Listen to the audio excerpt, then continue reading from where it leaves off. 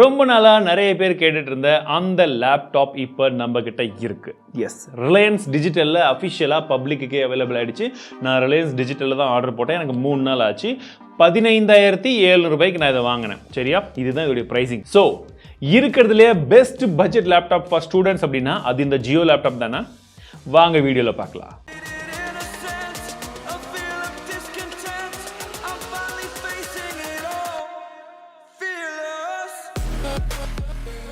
நம்ம சேனலில் ஒரு லேப்டாப்பில் எந்த அளவுக்கு காஸ்ட்லிஸ்ட் லேப்டாப் உடைய அன்பாக்சிங் பண்ண முடியுமோ அதை பண்ணியிருக்கோம். மேக்புக் பண்ணியிருக்கோம். விண்டோஸில் எல்லா செக்மெண்ட்டும் வந்து பண்ணியிருக்கோம். பட் இருக்கிறதுலே ரொம்ப சீப்பஸ்ட் லேப்டாப் அப்படின்னு சொல்லி அதுவும் ஜியோ லான்ச் பண்ண புத்தம் புதிய ஒரு லேப்டாப் இப்போ நம்ம கிட்ட இருக்கு.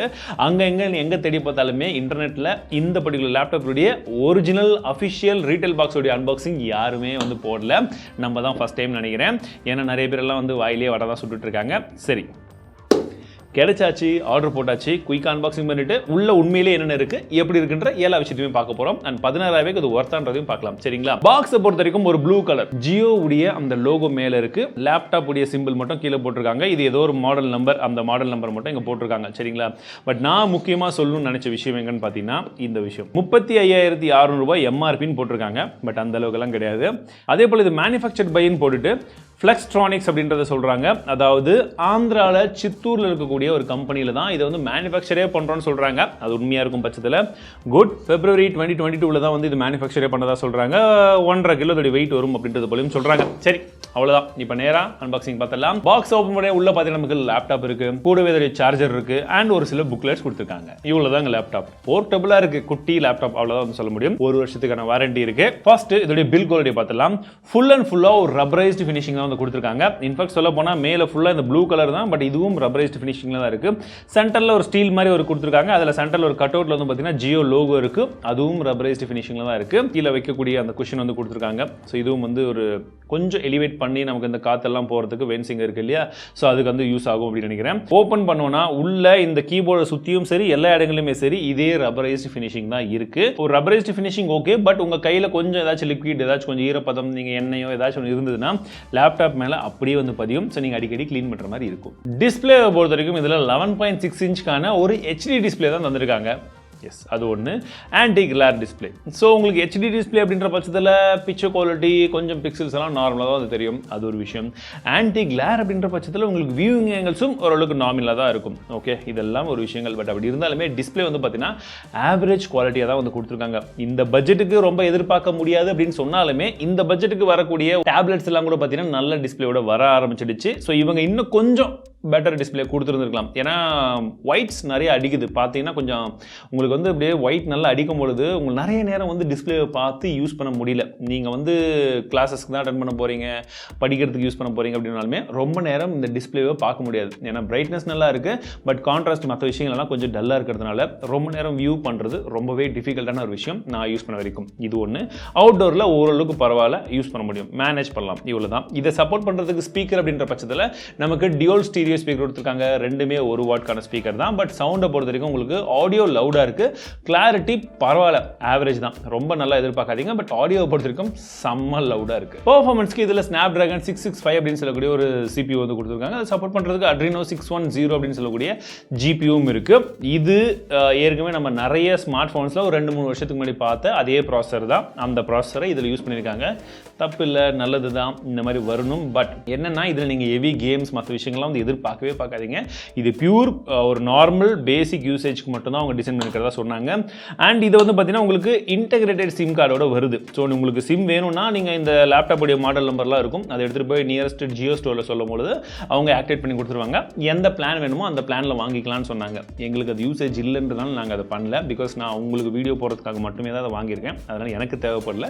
வேணுன்றவங்க அதை பண்ணலாம். அண்ட் உங்களுக்கு வைஃபையும் இருக்குது. ஸோ வைஃபை ஏசி சப்போர்ட் இருக்கிறதுனால உங்கள் வீட்டில் வைஃபை இருக்குது, பக்கத்தில் வைஃபை இருக்குது, நீங்கள் ஹாட்ஸ்பாட்டில் போட்டு மற்றதில் யூஸ் பண்ணுறீங்கன்னா இன்னும் பிரச்சனை இல்லை. நீங்கள் அதில் போட்டு தாராளமாக யூஸ் பண்ணலாம். அது பக்காவாக ஒர்க் ஆகுது. ப்ளூடூத் 5.0 உடைய சப்போர்ட் இதில் இருக்குது. ரேம் மற்றும் ஸ்டோரேஜ் அப்படின்னு பார்க்கும்போது 2 ஜிபிக்கான ரேம் மட்டும் தான் கொடுத்துருக்காங்க. ஒரு 3 இல்லை 4 கொடுத்துருந்தா இன்னும் கொஞ்சம் பெட்டராக இருந்திருக்கும். ஸ்டோரேஜை பொறுத்த வரைக்கும் ஃப்ளாஷ் ஸ்டோரேஜ் தான். 32 ஜிபி மட்டும் தான் கொடுத்துருக்காங்க. EMMC அதுதான் கொடுத்துருக்காங்க. உங்களுக்கு SD கார்டு ஸ்லாட் இருக்கிறதுனால நமக்கு வேணும்னா 128 ஜிபி வரைக்கும் மெமரி கார்டு போட்டு ஸ்டோரேஜை எக்ஸ்பேண்ட் பண்ணிக்கலாம்னு சொல்கிறாங்க. 5 mAh பேட்டரி இருக்குது. இதோடைய பேக்கப் வந்து நமக்கு 8 மணி நேரம் வரும். இருக்கும்னு அவங்க கிளைம் பண்ணுறாங்க. பட் நாங்கள் யூஸ் பண்ண வரைக்கும் எங்களுக்கு அந்த அளவுக்கு இன்னும் க்ளூலெஸ் தான். ஏன்னா நிறைய நாள் யூஸ் பண்ணால் தான் அது தெரியும். ஸோ கிட்டத்தட்ட ஒரு 7 hours வந்துடும்னு எதிர்பார்க்குறேன். ஏன்னா 2-3 hours யூஸ் பண்ணோம். அதில் கம்மியான பேட்டரி வச்சு சொல்கிறேன். 1 hour சார்ஜ் போட்டால் 70% வந்து சீக்கிரமாக ஆகிடுன்றது போல் சொல்கிறாங்க. வெப்கேமை பொறுத்த வரைக்கும் நமக்கு 2 மேப்ஸுக்கான கேமரா வந்து கொடுத்துருக்காங்க. வெப்கேம் இதுலேயே பில்டினாக இருக்குது. ஸோ நீங்கள் ஒருவேளை ஆஃபீஸ்க்கோ இல்லை school students college students use பண்ணுற மாதிரி இருந்தால், காலேஜ் ஸ்டூடெண்ட்ஸ் யூஸ் பண்ண மாட்டீங்க, ஸ்கூல் ஸ்டூடெண்ட்ஸ்க்கு தான் டார்கெட் பண்ணுறாங்க. ஸோ அந்த மாதிரி யூஸ் பண்ண பட்சத்தில் பேசிக்காக ஒரு கிளாஸஸ் அட்டெண்ட் பண்ணுறதுக்கு அந்த அளவுக்கு ஒரு கிளாரிட்டி டிஃபால்ட்டாக இருக்கும். அவ்வளோதான், ஆள் உட்காந்துருக்காங்கன்னு தெரியுமே தவிர ரொம்ப கிளாரிட்டி கண்டிப்பாக இருக்கவே இருக்காது. அது ஒரு விஷயம். எல்லாத்தோட முக்கியமான விஷயம் என்னன்னா, இதில் JioOS அப்படின்னு சொல்லக்கூடிய ஒரு புதிய OS நாங்கள் யூஸ் பண்ணுறோம் அப்படின்னு சொல்லியிருந்தாங்க. Which is running on Android 10. Android 10 தான் அது. பட் என்னன்னு பார்த்தீங்கன்னா, இவங்க அதுக்கு மேலே ஒரு ஸ்கின் மாதிரிலாம் போட்டு யூஸ் பண்ணிட்டு இருக்காங்க. பட் இதில் தான் ஒரு மிகப்பெரிய இஷ்யூ. ஒன்று இவங்க ஆண்ட்ராய்டாகவே கொடுத்துருந்தா பெட்டராக இருந்திருக்கும். அப்படி தரல. மேக் OS உடைய நிறைய விதமான விஷயங்கள் இன்ஸ்பிரேஷன் எடுத்திருக்காங்க. அட்லீஸ்ட் அந்த மாதிரியாச்சும் ஃபுல்லாக திறந்துருக்கலாம். அதுவும் முழுசாக இல்லை. விண்டோஸ் OS உடைய ஒரு சில விஷயங்களும் இதில் இருக்குது. ஸோ அதுவும் விட்டு அங்கங்கே கொஞ்சம் கொஞ்சமாக இருக்குது. ரெஃப்ரெஷ் பண்ணக்கூடிய ரெஃப்ரெஷ் பட்டனும் வந்து கொடுத்துருக்காங்க. இந்த மாதிரி அங்கங்கே நல்ல நல்ல விஷயங்கள் எடுத்திருக்காங்க. பட் எதுவுமே வந்து ஒன்றுத்துக்கு ஒன்று இன்னும் ஒத்து போகலை. எல்லாம் 3 வெவ்வேறு ஆட்களாக வந்து நின்றுட்டு இருக்காங்களே தவிர ஒன்றா சேர்ந்து இன்னும் ஒர்க் பண்ண ஆரம்பிக்கல. அப்படின்னா என்ன அர்த்தம்னா, நிறைய பக் இருக்குது. யூஸ் பண்ணும்போது இன்னும் கொஞ்சம் ஷட்டர் வந்து இதெல்லாம் வந்து க்ளீனாக வந்து ஒர்க் ஆகலை. ப்ளஸ் மெயினாக இந்த மாதிரி லேப்டாப்ஸ்லாம் என்னத்துக்கு வாங்குறாங்க? லேப்டாப் அப்படின்ற பேர் எதுக்குன்னா, நம்ம சாஃப்ட்வேர்ஸ்லாம் இன்ஸ்டால் பண்ண முடியும். இதில் அதை பண்ண முடியல. ஜியோ ஸ்டோர்னு ஒன்று கொடுத்துருக்காங்க. அது ஒர்க்கே ஆகலை. 4-5 ஆப்ஸ் மட்டும்தான் இருக்குது. APK ஃபைல் சப்போர்ட் பண்ணுது. நம்ம ஆண்ட்ராய்ட் ஃபோனில் எப்படி இன்ஸ்டால் பண்ணுவோமோ அந்த மாதிரி வெளியிலேருந்து APK ஃபைல் இன்ஸ்டால் பண்ணி அதை டவுன்லோட் பண்ணி நீங்கள் வந்து இன்ஸ்டால் பண்ணலாம். நாங்கள் குரோம் ப்ரௌசர்லாம் அப்படி தான் வந்து பண்ணோம். அப்படி இன்ஸ்டால் பண்ணதுக்கப்புறம் அந்த குரோம் ப்ரௌசரை வச்சு மற்றதை டவுன்லோட் பண்ண ஆரம்பித்தோம். எப்படி நமக்கு ஏதாச்சும் வேணும்னா ஃபஸ்ட்டு நீங்கள் வெளியில் டவுன்லோட் பண்ணி அதை எடுத்துகிட்டு வந்து அதிலேருந்து மற்றது டவுன்லோட் பண்ணோம். ஸோ இந்த மாதிரி நிறைய விதமான பிரச்சனைகள்லாம் வந்து இருக்குது. சின்ன பேசிக்காக தேவைப்படக்கூடிய ஆப்ஸ் வந்து கொடுத்துருக்காங்க. நமக்கு மைக்ரோசாஃப்ட் ஆஃபீஸாக இருக்கட்டும், இல்லை ஜியோ மீட் இதெல்லாம் வந்து இருக்குன்னு சொன்னாங்க. மைக்ரோசாஃப்ட் ஆஃபீஸை நாங்கள் யூஸ் பண்ணி பார்த்தோம். அது பக்காவாக இருக்காது. அதில் இஷ்யூ கிடையாது. PDF இருக்கட்டும், டாக்குமெண்ட்டாக இருக்கட்டும், அதெல்லாம் ஓப்பன் ஆகுது. ஸோ அதில் இஷ்யூ கிடையாது. பட் இருந்தாலுமே இந்த OS அப்படின்றது இப்போதைக்கு என்ன கேட்டால் ஒரு 30% தான் அவங்க வந்து கரெக்டாக பண்ணியிருக்காங்கன்னு சொல்லுங்க. இன்னும் 70% போக வேண்டியது இருக்குது. நிறைய விதமான விஷயங்கள் இன்னும் அன்பேக்டாக இருக்குது. அதே போல் நீங்கள் இந்த டச் பேடை யூஸ் பண்ணிட்டு போய் க்ளோஸ் பண்ணணும் இல்லை கிளிக் பண்ணணும்னு போனால் அங்கே போனால் அப்படியே வந்து நடுங்குது. ஒரு இடத்துக்கு போனாவே அது அப்படியே கொஞ்சம் வாபுள் ஆகிற மாதிரி இருக்குது. ஸோ ஒரு கரெக்டான அக்யூரஸியே வந்து இன்னுமே இல்லை. ஸோ OSல ஒரு மிகப்பெரிய அப்டேட் தேவைப்படுது. அதுவும் நாங்கள் ஓப்பன் பண்ண உடனே வந்து யூஸ் பண்ணும்போது ரொம்ப மோசமாக இருந்துச்சு. அதுக்கப்புறம் ஒரு சின்ன அப்டேட் வந்தது. அதில் கொஞ்சமாக பரவாயில்லையாக இருந்துச்சு. ஒரு 3% 4% இம்ப்ரூவ்மெண்ட் இருக்குது. பட் இன்னுமே இந்த OSை பொறுத்த வரைக்கும் நிறைய விதமான இம்ப்ரூவ்மெண்ட்ஸ் தேவைப்படுது. கீபோர்ட் லேஅவுட் நல்லா இருக்குது, சாலிடாக இருக்குது. டைப் பண்ணும்போது நல்லா கீ ட்ராவல் இருக்குது, ஸ்ட்ராங்காக வந்து கொடுத்துருக்காங்க. டச் பேட் அதுக்கு ஈக்குவலாக கிடையாது.